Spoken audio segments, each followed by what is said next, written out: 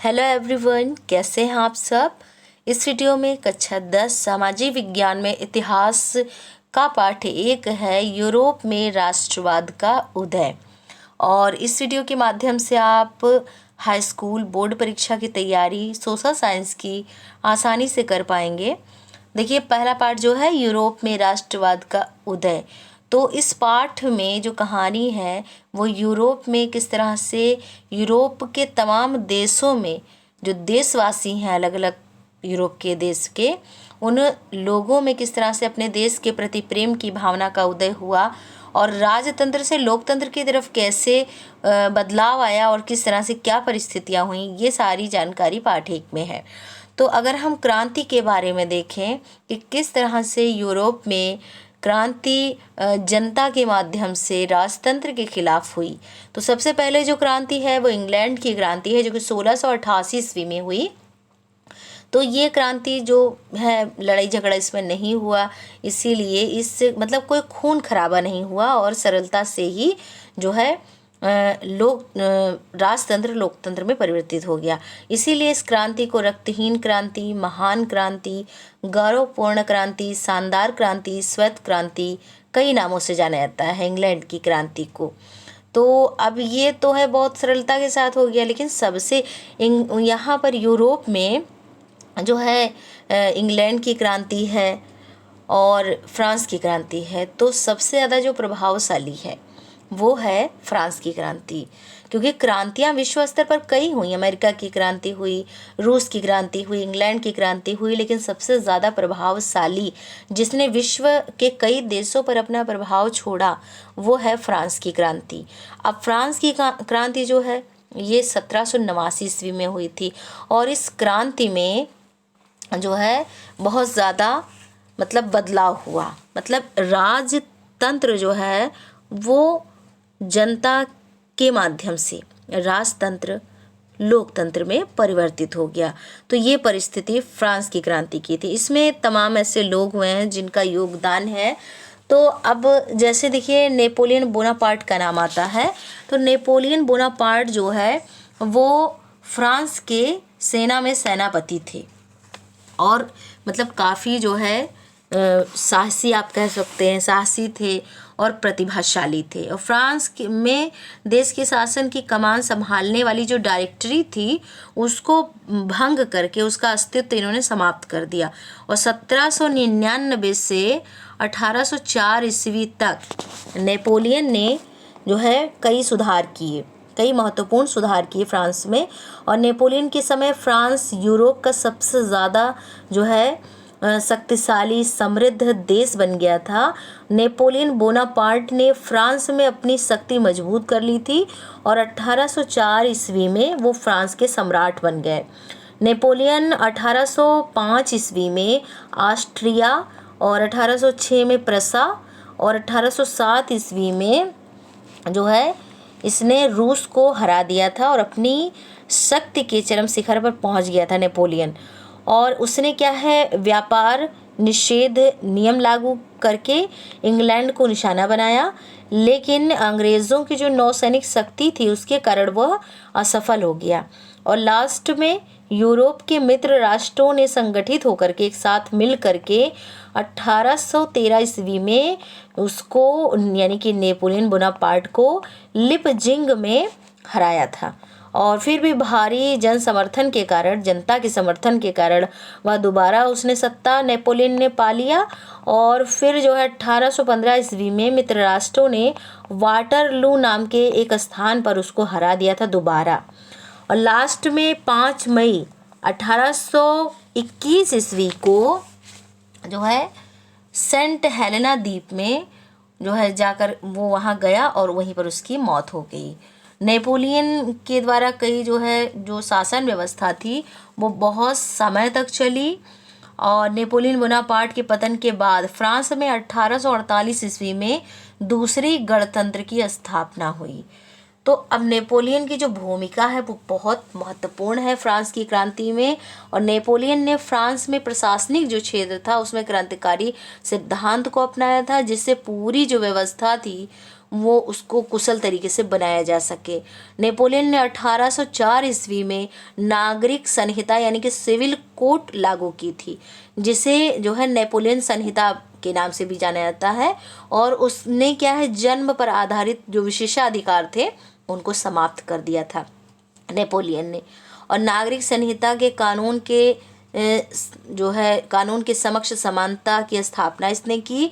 और संपत्ति यानी प्रॉपर्टी और जो प्रशासनिक प्रभाग थे उनके जो है अधिकार को इसने सुरक्षित कर दिया।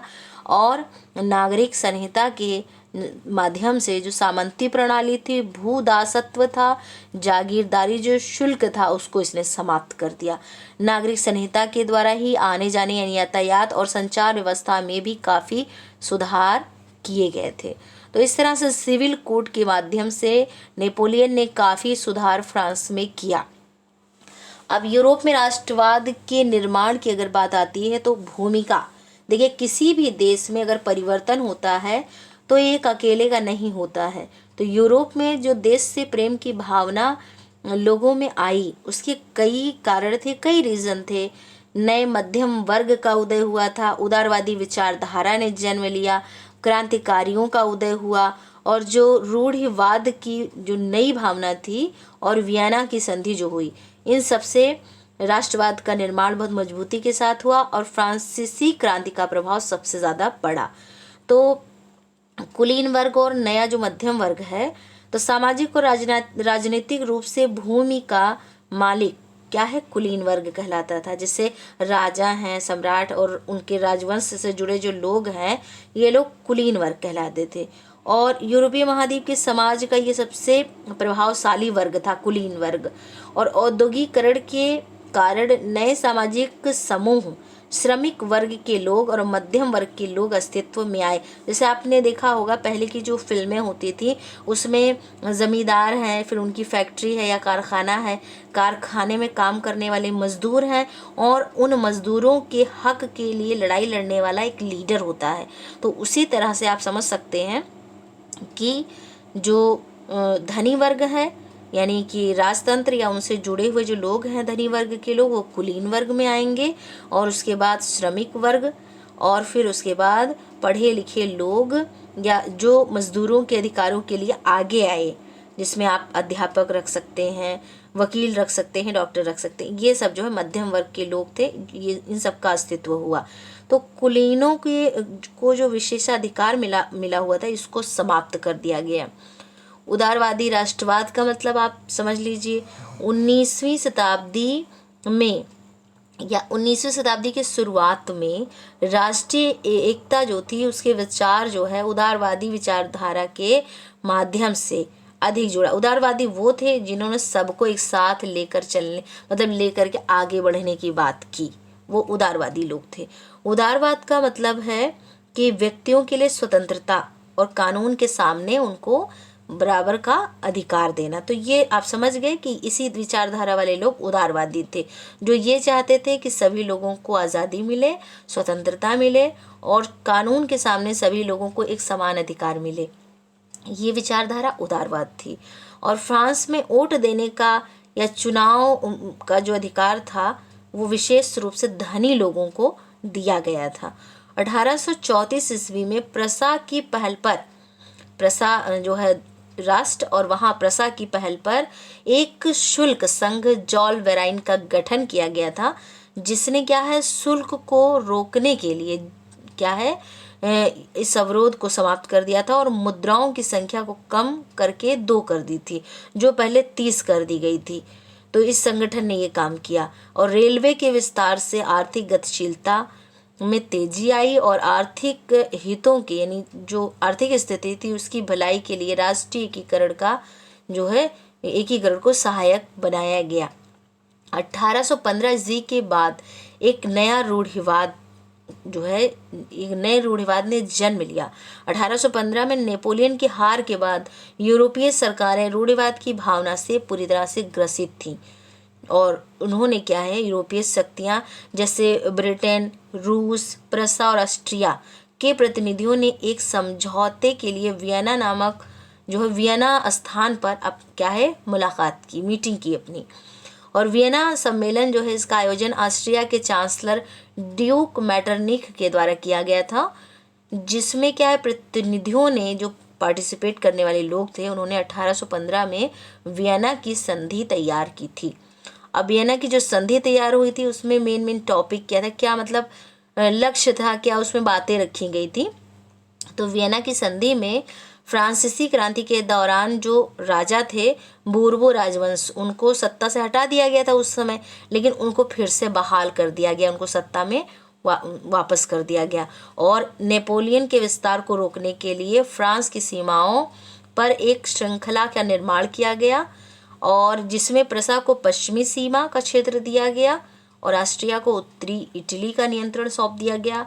नेपोलियन के द्वारा जो गठित जर्मन महासंघ था उसके 39 राज्यों को पहले की तरह ही जैसे 39 राज्यों को जीता था नेपोलियन ने, उसको उसी तरह से बनाए रखा गया।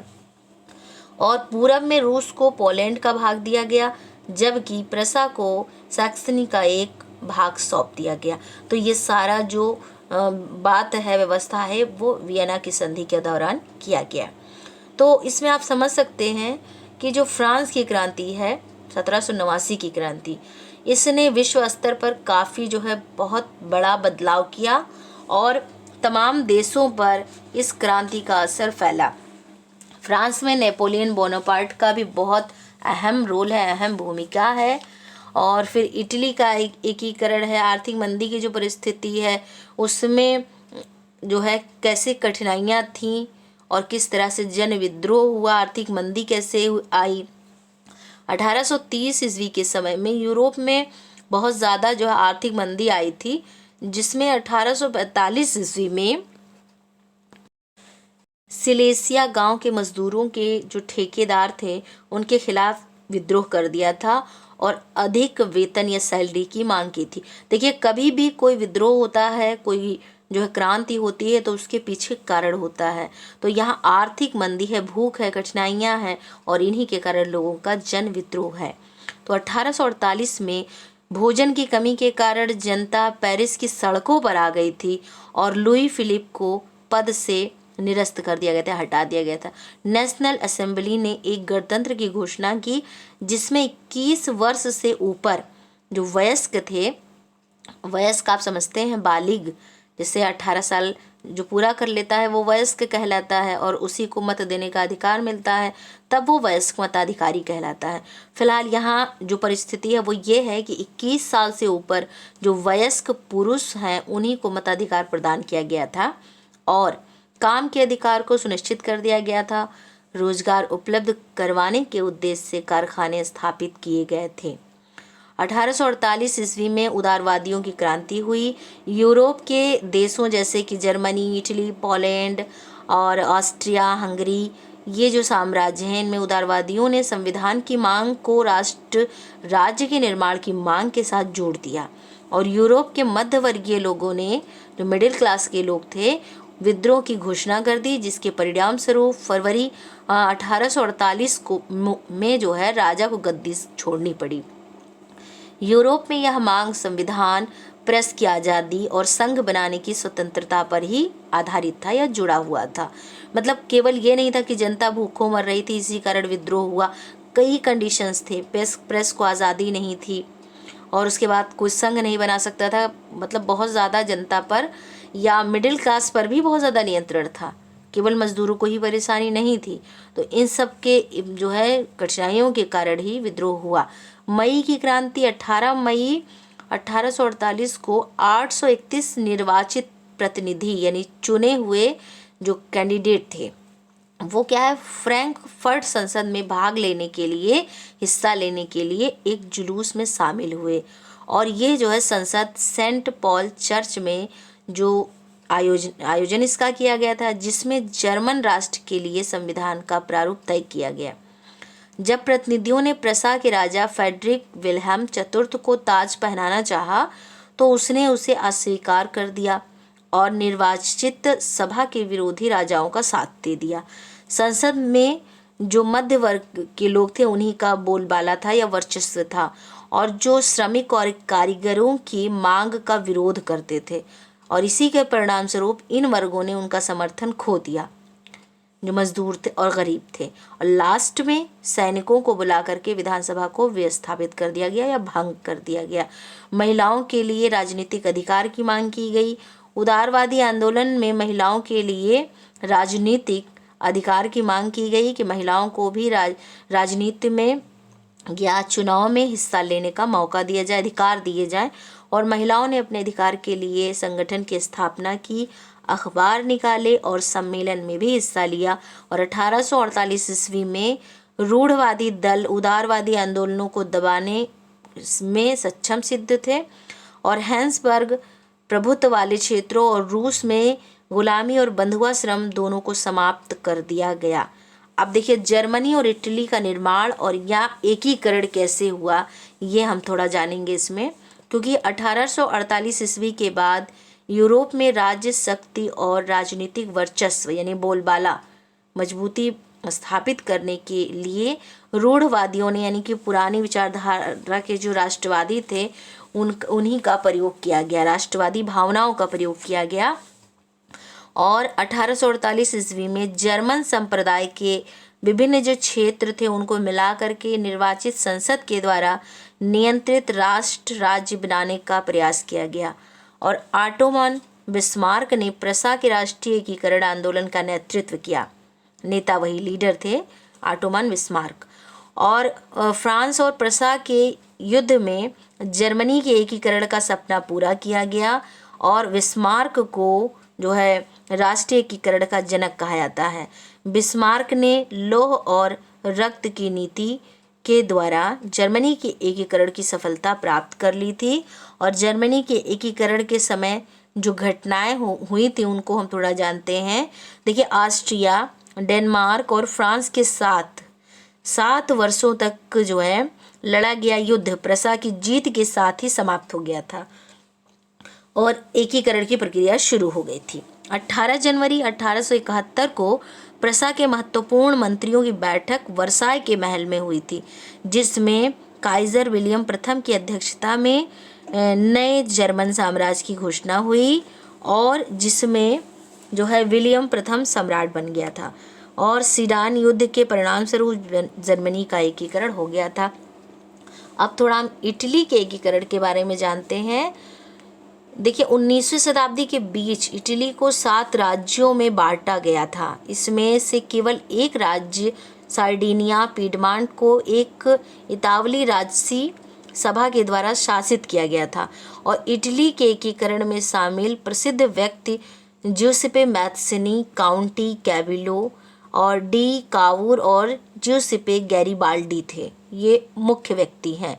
और एकीकरण के समय जो घटित घटनाएं हुई थी, देखिए संयुक्त इटली की घोषणा, एकीकरण की घोषणा 1860 ईस्वी में हुई थी और सेना ने दक्षिणी इटली को 2 सिसिलियों के राज्य में प्रवेश किया और स्पेनिश किसानों को बाहर निकालने के लिए स्थानीय किसानों का समर्थन जीतने में ये सफल रहे।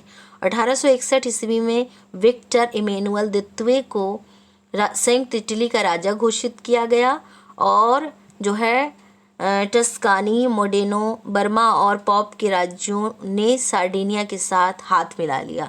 मार्च 1860 ईस्वी तक इतावली राज्यों को सर्वसम्मति से पीडमांट के साथ एकजुट किया गया। रोम सार्डिनिया का एक हिस्सा बन गया। इस प्रकार इटली का एकीकरण 1871 में किया गया। तो अब आपने जर्मनी के एकीकरण में के बारे में जाना, इटली के एकीकरण में के बारे में जाना। और देखिए ग्रेट ब्रिटेन के विकास के बारे में अगर हम देखें तो 18वीं सदी से पहले कोई ब्रिटिश राष्ट्र नहीं था। ब्रिटिश, वेल्स, स्कॉटलैंड, आयरिश लोगों की पहचान एक नृजातीय थी और इंग्लैंड में लंबे समय से चले आ रहे राजतंत्र को 1688 ईस्वी में समाप्त किया गया था। इंग्लैंड की क्रांति के बारे में अभी थोड़ा सा पहले मैंने बताया है। और इसके बाद राष्ट्र राज्य का निर्माण हुआ जिससे केंद्र में इंग्लैंड की स्थापना हुई या इंग्लैंड का नाम या इंग्लैंड जो है केंद्र बिंदु बना। यूनाइटेड किंगडम में स्कॉटलैंड का विलय किस तरह से हुआ देखिए, इंग्लैंड और स्कॉटलैंड के बीच 1707 ईस्वी के अधिनियम के द्वारा United kingdom of great Britain का गठन किया गया 1707 ईस्वी में। आयरलैंड का विलय कैसे किया गया? आयरलैंड कैथोलिक और प्रोटेस्टेंट जो है धर्म जो अलग अलग थे, कैथोलिक पुराना वाला है, प्रोटेस्टेंट मार्टिन लूथर के द्वारा बना नया है जो है ईसाई धर्म का है। तो अंग्रेज़ों ने क्या है, जो कैथोलिक हैं, कैथोलिक देश हैं, इस पर प्रभुत्व स्थापित करने के लिए जो प्रोटेस्टेंट थे इनका समर्थन किया और कैथोलिक विद्रोह को दबा दिया था। और वोल्फटोन और यूनाइटेड आयरिशमैन 1798 ईस्वी के नेतृत्व में ये जो असफल विद्रोह थे, उसके बाद आयरलैंड को 1801 ईस्वी में यूनाइटेड किंगडम में शामिल कर लिया गया। तो ये विलय इस तरह से हो गया। अब एक जो है राष्ट्रवाद और साम्राज्यवाद की जो परिस्थिति थी, देखिए 18वीं और 19वीं शताब्दी में राष्ट्र के मानवीकरण के लिए एक रास्ता निकाला गया, जिसमें राष्ट्र को एक जो है महिला के रूप में चित्रित किया गया और महिला का जो रूप है वो राष्ट्र का रूपक बना। फ्रांस में महिला रूपक मारियान और जर्मन में जर्मेनिया के नाम से जो है राष्ट्र रूपक, जैसे हमारे यहाँ भारत में भारत माता का स्वरूप है, उसी प्रकार से फ्रांस में मारियान स्वरूप बना और जर्मेनिया जर्मन में। अब इसमें देखिए 19वीं शताब्दी के लास्ट में अंत में राष्ट्रवाद यानी देश से प्रेम की जो भावना है अपने आदर्शवादी उदारवादी जनतांत्रिक स्वभाव को बनाए रखने में असफल रहा और राष्ट्रवादी समूह तेजी से असहिष्णु बन गया, यानी कि जो है और युद्ध शुरू होने के लिए परिस्थिति तैयार हो गई। तो जो है असहिष्णुता अर्थात जब सबको हम ले करके नहीं चल पाते हैं तब ये परिस्थिति बनती है। अब बाल्कन यूरोप में राष्ट्रवादी तनाव कैसे शुरू हुआ? बाल्कन जो है भौगोलिक और जातीय भिन्नता का एक क्षेत्र था यूरोप में, जिसमें आधुनिक रोमानिया, बुल्गारिया, अल्बेनिया, ग्रीस और मैसेडोनिया, क्रोएशिया और हर्जेगोविना, स्लोवेनिया, सर्बिया और मॉन्टेनिग्रो शामिल थे। इसमें बोस्निया भी शामिल था और ये जिनके निवासी क्या है स्लाव जाति के रूप में जाने जाते थे। बाल्कन तुर्क साम्राज्य के नियंत्रण में था और बाल्कन प्रदेश तेजी के साथ संघर्ष का क्षेत्र बन गया, क्योंकि रूस, जर्मनी, पोलैंड और बाल्कन के ऊपर अन्य शक्तियां जो है वो अपने नियंत्रण को बढ़ाने के लिए लगी हुई थी। तो इस पाठ से संबंधित कुछ प्रश्न, वो कुछ मेन टॉपिक थे जो आपने जाने हैं। अब कुछ बहुविकल्पीय प्रश्नोत्तर हैं, पहले पाठ से संबंधित हैं। तो इसमें देखिए पहला जो प्रश्न है वो ये है कि फ्रांस में गणतंत्र की घोषणा कब हुई थी? तो फ्रांस में गणतंत्र की घोषणा 1815 ईस्वी में हुई थी। और फ्रांस की क्रांति कब हुई थी? 1789 में। फ्रांस में नेपोलियन संहिता को कब लागू किया गया? 1804 में। और राष्ट्रवाद का प्रारंभ सबसे पहले किस देश में हुआ? फ्रांस में। जोलबराइन का गठन कब किया गया? 1834 ईस्वी में। नेपोलियन की पराजय यानी हार कब हुई थी? 1815 में। वियना सम्मेलन की मेजबानी किसने की थी? मैटरनिक ने।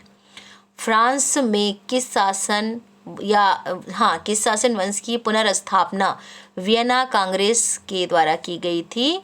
तो वो जो है बोर्बो वंश की गई थी। और यूरोप में प्रथम विद्रोह कब हुआ था? जुलाई 1830 में।